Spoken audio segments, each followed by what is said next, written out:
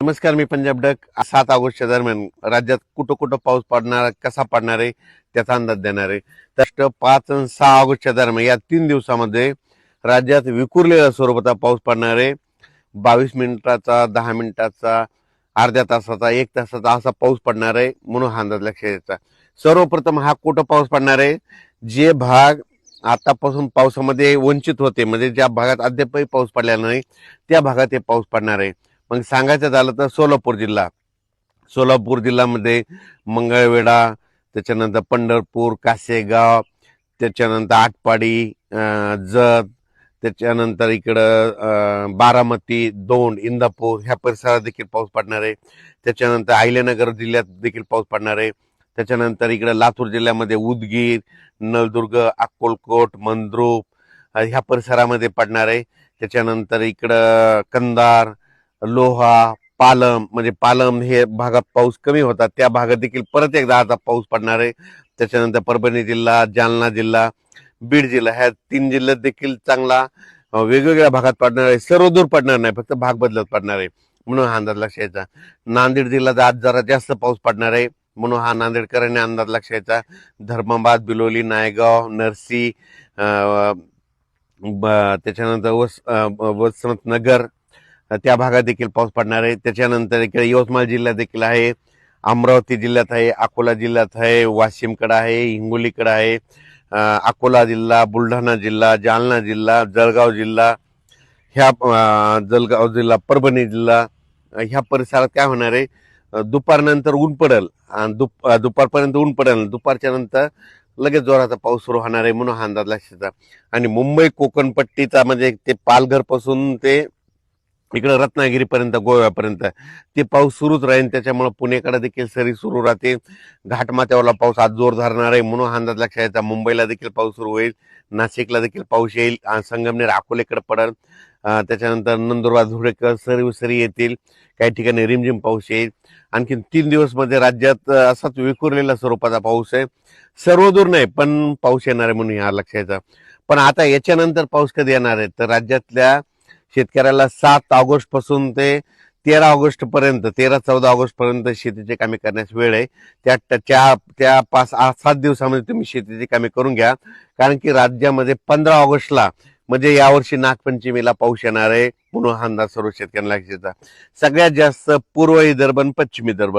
पूर्व विदर्भामध्ये गडचिरोली, गडचिरोली, चंद्रपूर, वर्धा, नागपूर, भंडारा, गोंदिया, यवतमाळ, अमरावती, अकोला, नांदेड, हिंगोली, वाशिम, बुलढाणा ह्या जवळपास 6-5-11-13-15 जिल्ह्यामध्ये मात्र मुसळधार पाऊस पडणार आहे, म्हणून हा अंदाज लक्षात यायचा.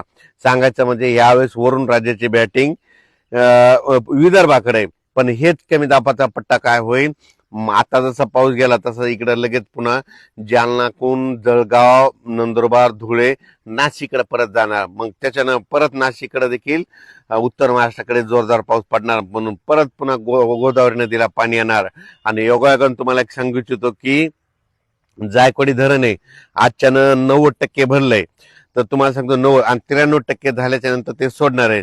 तर जायकवाडी धरणातले जे जी नदी आहे गोदावरी नदी, ती पैठण पासून पुढे निघते, ती नांदेड पर्यंत आहे.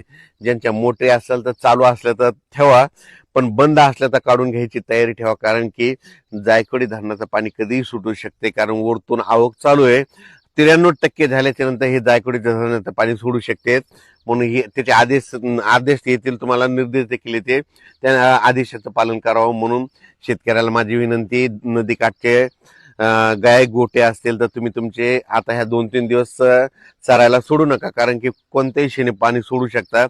आणि एखादं पाणी सोडलं तर आपल्याला लक्षात येत नाही, मोबाईलचे चार्जिंग नसल्यामुळं मेसेज कळत नाही, त्याच्यामुळे तुम्ही तुमचं सतर्क राहावे. त्याच्यानंतर सगळ्यात सांगायचं झालं तर ह्या पावसामध्ये 200 मिलीमीटर ते 250 मिलीमीटर पुन्हा एकदा पाऊस राज्यात पडणार आहे.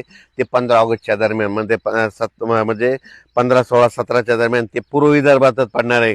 म्हणजे नागपूर जिल्ह्यात देखील 200 मिलीमीटर पाऊस पडू शकतो. वर्धा, चंद्रपूर, नागपूर, यवतमाळ, अकोला, अमरावती, पुन्हा विशेष म्हणजे त्यानंतर अमरावती जिल्ह्यामध्ये मोर्शी एक तालुका आहे, त्या भागात मोर्शी, वरुड तिकडे थोडाफार या पट्ट्यात पाऊसच पडला नाही. तर मोर्शी तालुक्यातल्या सर्व शेतकऱ्यासाठी आनंदाची बातमी की तुमच्याकडं ह्या पावसामध्ये 15 ऑगस्टचा जे पाऊस आहे ना त्याच्यामध्ये चांगला पाऊस पडणार आहे, मुसळधार पाऊस पडणार आहे, वडे नाले देखील खळखळ वाहणार आहे म्हणून हा अंदाज लक्षात घ्यायचा.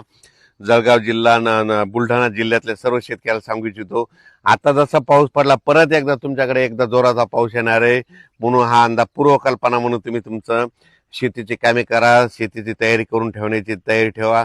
त्याच्यानंतर विशेष म्हणजे येलदरी धरण येतं त्या लाभ क्षेत्रातल्या शेतकऱ्याचे फोन आले, येलदरी धरण सिद्धेश्वर धरण आहे, तर आमचं येलदरी धरण सिद्धेश्वर भरेल का नाही. तर तुम्हाला सांगतो येलदरी सिद्धेश्वर धरणाला खडकपूर्णाच्या परिसरामध्ये पाऊस पडायला पाहिजे आणि खडकपूर्णा जे धरण आहे त्याला पाऊस पडायला बुलढाणा जिल्ह्यामध्ये विदर्भात पडायला पाहिजे. तर या पावसामध्ये विदर्भामध्ये त्या खडकपूर्णाच्या कॅचमेंट एरियामध्ये पाऊस पडणार आहे. त्याच्यामुळं खडकपूर्णा भरलं तर त्याचं पाणी येलदरीला येतंय, येलदरीचं पाणी सिद्धेश्वरला येतंय आणि त्याचा हिंगोली जिल्ह्याला फायदा होतो. म्हणून त्यांच्यासाठी आनंदाची बातमी, सप्टेंबरपर्यंत हे तिन्ही धरणं भरून जाणार आहेत म्हणून त्यांच्यासाठी आनंदाची बातमी. म्हणून हे देखील त्यांनी अंदाज लक्षात घ्यायचा. कोकणपट्टी घाटमाता मुंबई पुणे नाशिक इगतपुरी अकोले संगमनेर आणि इकडं कोल्हापूर त्या तिकडला आणि महाबळेश्वर त्या पट्ट्यातला पाऊस मध्ये आज ह्या 3 दिवस आणखीन जोर धरणार आहे म्हणून हे लक्षात यायचं. 7 तारखेच्या नंतर ते देखील जोर ओसरत, पण त्याच्यानंतर परत 14 15 ऑगस्टला पुन्हा परत पाऊस सक्रिय होणार आहे म्हणून हा अंदाज लक्षात यायचा. तुम्हाला सांगतो यावेळेस नागपंचमीच्या वेळेस पाऊस येणार आहे, गणपती आगमनाच्या वेळेस गणपतीच्या त्या 9 दिवसामध्ये देखील पाऊस येणार आहे, दसऱ्याला देखील पाऊस पडणार आहे म्हणून हा अंदाज सर्व शेतकऱ्यांना लक्षात यायचा. तसेच तेलंगणातल्या शेतकऱ्यांना सांगू इच्छितो की आजच तेलंगणामध्ये जवळपास 4 ऑगस्ट 5 आणि 6च्या दरम्यान तेलंगणा धर्माबाद आदिला डोंगरी तहसील तिकडे देखील पाऊस पडणार आहे म्हणून अंदाज त्यांनी लक्षात द्यायचा. कर्नाटककडे देखील आज बऱ्याच भागामध्ये विखुरलेल्या स्वरूपाचा पाऊस पडणार आहे म्हणून कर्नाटकच्या शेतकऱ्यांना अंदाज लक्षात द्यायचा.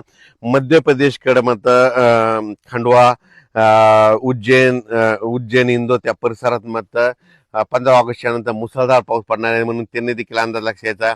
आता देखील तिकडे मध्य प्रदेशकडे पाऊस पडणार आहे. त्याच्यानंतर गुजरातला मात्र पुन्हा एकदा पावसाचा फटका बसणार आहे म्हणून हा अंदाज लक्षात घ्यायचा.